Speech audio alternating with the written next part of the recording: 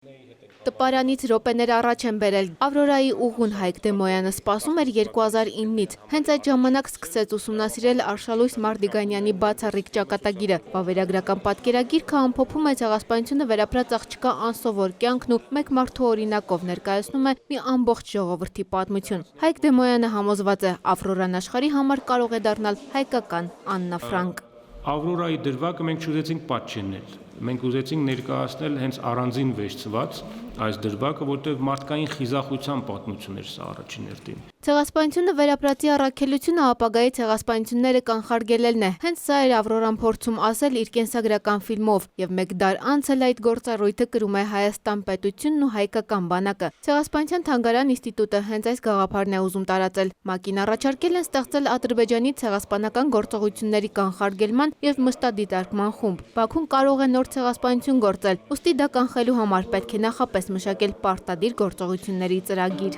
Մենք պետք է կարողանանք միջազգային լսարանների, միջազգային ատյաններում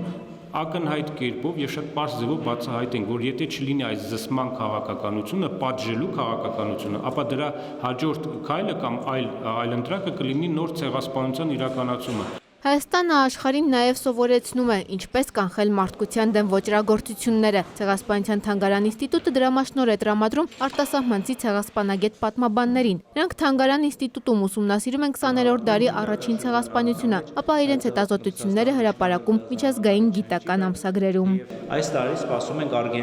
Ավստրալիայից մի մասնակցի, մի գիտնականի, որը գալու է մի ամիս աշխատելու է մեր թանգարանում եւ կարծում եմ, որ ինքը կապվի հայ ցեղասպանության թեմայի հետ, հետագայում կարողանանք նաև օգտագործենք իր ռեսուրսը, իր ներուժ եւ իր աշխատանքը եւ աշխատավոճը։ Միջազգային համբավ ունի նաև Ցեղասպանության թանգարան ինստիտուտի հայոց ցեղասպանության վերաբերյալ ուսումնասիրությունների անգլալեզու հանդեսը։ Այն ներկայացնում է հանրահայտ ցեղասպանագետների գիտական աշխատանքները, մեծ կիրառում ունի աշխարհիկ գիտական հաստատություններում։ Անի Հակոբյան, Միքայել Թումանյան, ժամը լրատվական։